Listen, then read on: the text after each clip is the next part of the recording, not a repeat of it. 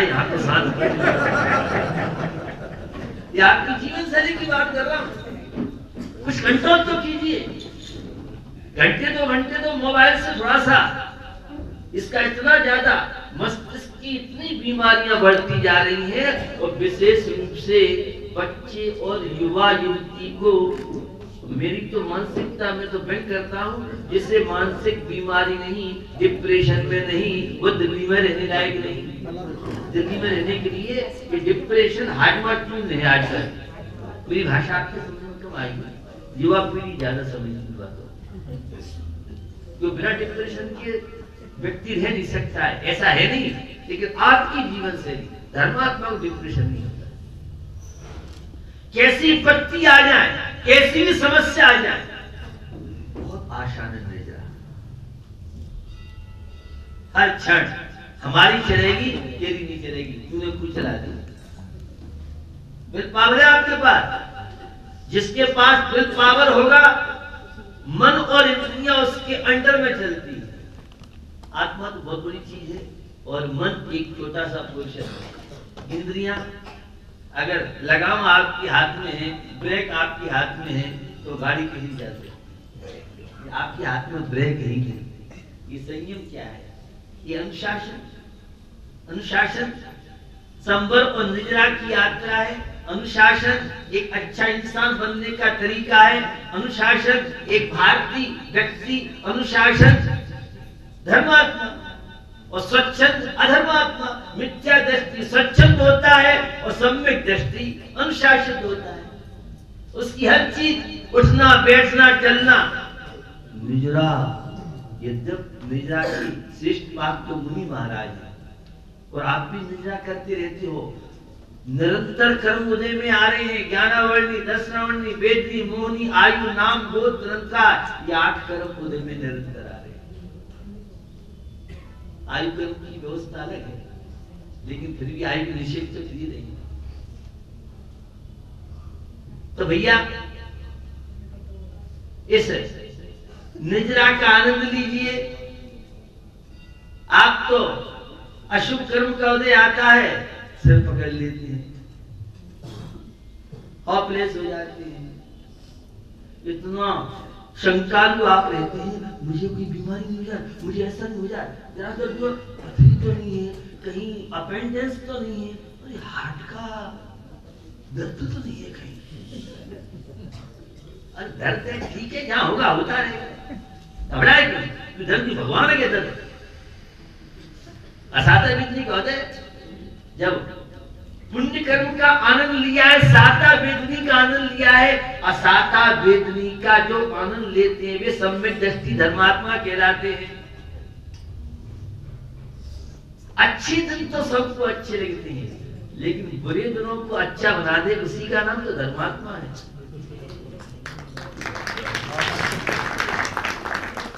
हम तो सॉफ्टवेयर है। ये जितनी भी तकनीकी टेक्नोलॉजी है तो हमारे ब्रेन की, मानव की तो सारी उपज है। सोचा आपने? कभी नहीं सोचा।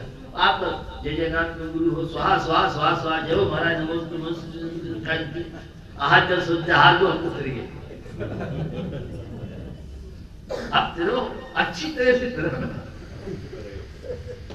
जीवन मुस्ताक, तब देखो तब जीएसटी घूम रही है तो सीरी घूम रही है तो 500 का नोट घूम रहा है। आई की जिंदगी है, तुम भारतीय थोड़ी हो, तो विदेशी लगते हो। भारतीय तो आनंद में जीवन, भारतीय सम्यक दृष्टि का जीवन, भारतीय आध्यात्मिक जीवन, भारतीय संपत्ति का विपत्तियों में आनंद ले। एक क्षण प्रतीक्षा का भारी पड़ता है। तो निर्जरा हर क्षण थाली सामने आएगी, एक आइटम उठा दो। मन कहता है सबसे पहले वो आइटम चाहिए, तुमने मांगा तुम्हें नहीं मिलेगा। ये आपका सुन बिल्कुल। जो चीज मन कहता है मुझे ऐसा करना है, मन तो दुनिया को नचाता है, और जो मन को नचा दे उसका नाम है धर्मात्मा, उसका नाम है अहिंसा का पुजारी। लेना सीखो। आपको मुस्कुराना नहीं आता है, अरे भगवान आपको मुस्कुराते रहती है और तुम सब जगह तो रोते रहती है, तुम भक्त नहीं हो, इसका मतलब धर्मात्मा नहीं हो। भगवान की मुद्रा आपको प्रसन्नता का पाठ सिखा रही है। मुस्कुराना सीखो, जीवन का आनंद लेना सीखो। हर क्षण जो जीवन का आनंद लेता है, श्रीपाद का नाम शायद आपने सुना नहीं होगा, क्योंकि मोहम्मद प्रधान रोज आप भजन ही पढ़ते हो, लेकिन आपने नाम सुना श्रीपाद। वो कुष्ठ व्याधि का शिकार होने के बाद श्रीपाद को हार्ट अटैक के दौरे नहीं पड़े। ब्लड प्रेशर तो लो हार्ट हुआ होगा, राजगद्दी छोड़ के, और वो श्रीपाद थे, सब में दृष्टि थे धर्मात्मा। अरे संपत्ति में तो सब मुस्कुराते रहते हैं, साता वेदनी जब सब तरह की अनुकूलता है तब तो दुनिया मुस्कुराती रहती है, लेकिन साढ़े सातिया शनिचर चलता रहे, चारों तरफ से विपत्तियों की बटालियन से घिर जाए और फिर भी चेहरे की मुस्कान को छीन नहीं सके, इसका नाम है सम्यक दर्शन। आप जो सात तो समझे सफर भेद विज्ञान देव शास्त्र को श्रद्धा करना, बस यही तक धर्म और सम्यक दर्शन सीमित है। सम्यक दर्शन तो 24 आवर्स आनंद लेने की चीज है। धर्म तो हर क्षण आनंद की अनुभूति करे। तो कर्मों की निद्रा की सूक्ष्म व्याख्या तो बहुत कुछ है, भी व्याख्या तो मैं आपके बीच में नहीं करूंगा, लेकिन कंट्रोल कीजिए अपने ऊपर, इच्छाओं पे कंट्रोल कीजिए, बाह्य तक अंतरंग तक वो सबका महत्व है। आप यहाँ बैठे हैं, ये बैठना भी आपका तब बन सकता है, लेकिन उपयोग आपका सही हो। अच्छे बैठ गए, बड़ी परेशान है, घोटू का दर्द बार बार ये घोटू कर कमर पिरारी उससे को तू पिराती है, हमारा दिमाग खराब मत कर, दर्द है उससे चुपचाप बैठ, वहां पर जाएंगे चट्टान बतावाना है आपके पास हिम्मत नहीं, विल पावर है। आप तो हमेशा ऐसे डरते रहते हो, पता नहीं कौन सा अपराध किया है, जैसे पुलिस की हत्या छूट के आए हो, ये आपकी हालत नहीं है। क्या के धर्मात्मा, क्या के निरंतराणियों, कहाँ है वेदांत तुम्हारा?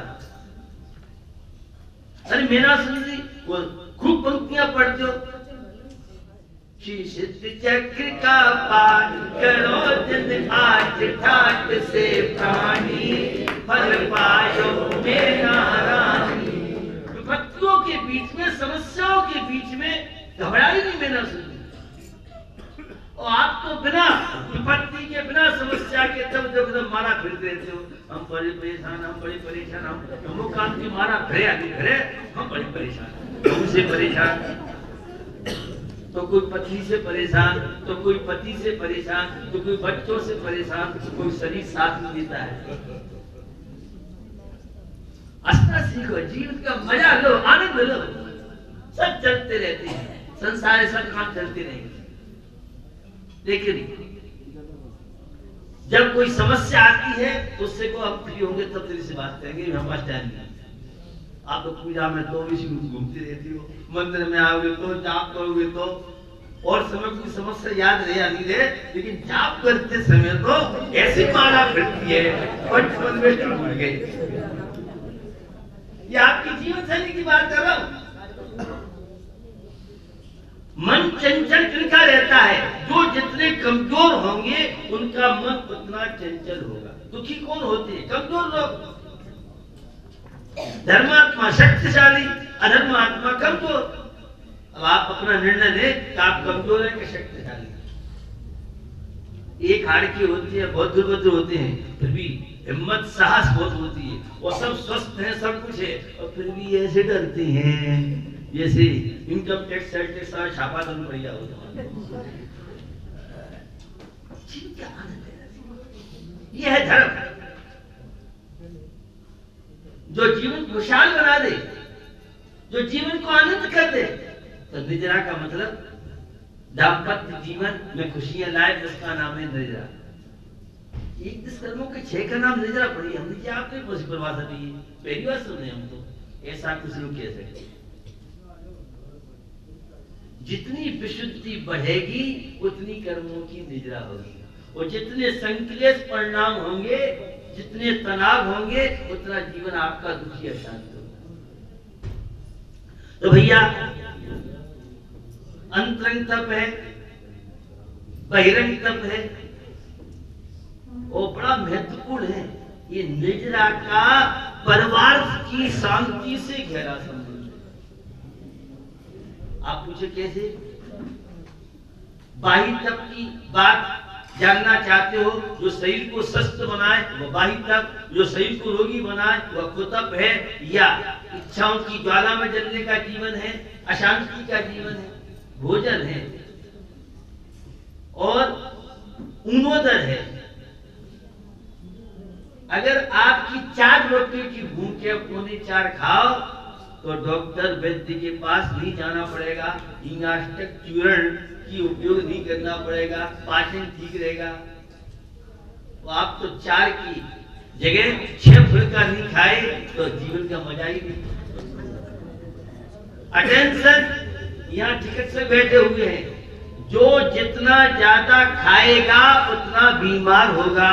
और सुन ले, 40 वर्ष के बाद हर व्यक्ति को अनाज की मात्रा घटा देनी चाहिए। आप ज्यादा खाने से स्वस्थ नहीं रहेंगे, आप स्वस्थ रहेंगे ज्यादा पचाने से। आप खाते तो बहुत हैं और पचाना आपको आता ही नहीं। ये आपके जीवन की बात है। तो उन्होंने भूख से थोड़ा सा कम खाओ, क्योंकि आपको तो अच्छी सब्जी मिलेगी, अच्छे जायके वाले चीजें मिलेगी, तो आप सब भूल जाते हैं, और ये सब चीजें बीमारी काट देती हैं। उन्होंने है, व्रत संख्या है, रस त्याग है। जब पहले इतवार को नमक, सोमवार को हरी, मंगल को मीठा, बुध को घी, गुरुवार को दूध, शुक्रवार को दही खटाई और संजो तेल, जब रस्सियां पालते थे तो किसी को डायबिटीज नहीं होती थी। आजकल बिना डायबिटीज की जिंदगी बेकार है। डायबिटीज होना स्वस्थता की निशान, ऐसा है नहीं? मैं आपकी जीवन शैली की बात कर रहा हूं। जब नियम का पालन होता था, खान पीन पर कंट्रोल था, जुब्बा पे कंट्रोल था। रसगुल्ले का रसगुल्ला खाओ, उसका डिपार्टमेंट अलग है, पूरी खाओगे उसका डिपार्टमेंट अलग है, रोटी खाओगे उसका डिपार्टमेंट अलग है, फल खाओगे डिपार्टमेंट है। ऐसा नहीं, धातु की तरह मानती। जब तक जितने टेस्ट हैं जिह्वा तक हैं, और जिह्वा के गले के नीचे उतरने के बाद तो सबका अमल बनना है। इतना ही अपवित्र है शरीर। दुनिया की जितनी सुंदर सुंदर वस्तुएं हैं, बढ़िया बढ़िया पकवान हैं, और शरीर का संपर्क में आए वही सारे के सारे मल बन जाते हैं। केसर चंदन पुष्प सुगंध वस्तु देख सारी, देख पर से ते होए पावन, निषिद्ध मल जारी। थाली में जितनी सुंदर चीजें हैं, और जैसा ही तेरे शरीर को संपर्क प्राप्त किया, और गर्मी आएगी, और जून और मई की धोपरी में अपने कपड़ों को सुनो, क्या उसमें महक आती है। आप खुद मारने कपड़े नहीं पहनते हो, महक नहीं आती है, इसमें राती वाला है। ये आप सबकी बात कर रहा हूं। कितना अपवित्र शरीर है।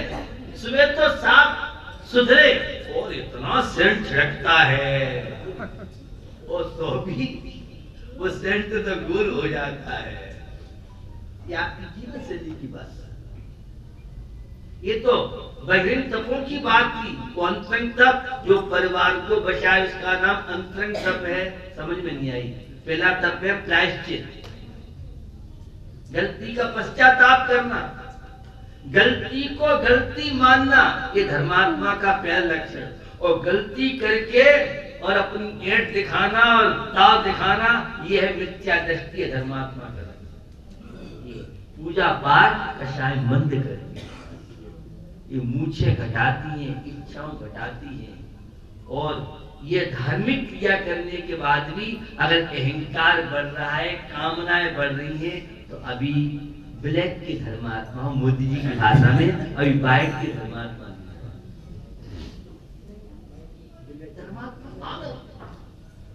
हर परिस्थिति, कैसी परिस्थिति आ जाए, उन परिस्थितियों में आनंद लेना सीखे। बहुत तरह के विषय जिनको लेके आज बड़ी भ्रांतियां हैं, और वह एक विषय ये है, कर्म कुछ नहीं करते हैं, जिसका जो होना होगा वैसा होगा। हमारे आगम में व्यवस्था नहीं। कर्मबद्ध पर्याय ये आगम का शब्द नहीं।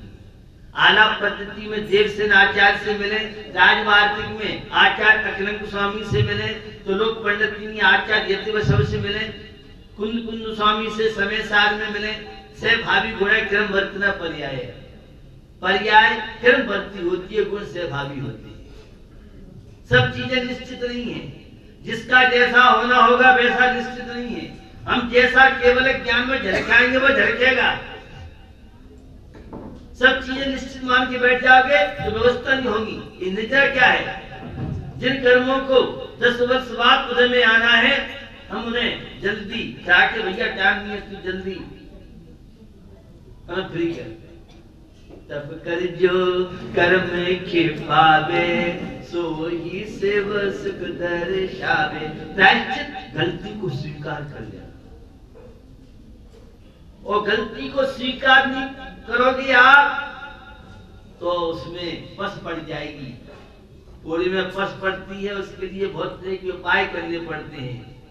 तो ऐसे ही जो गलतियों पे गलती करते चले जाते हैं, वे निरंतर कर्म का बंद करते हुए और जीवन को दुखी बना लेते हैं, अशांत बना लेते हैं।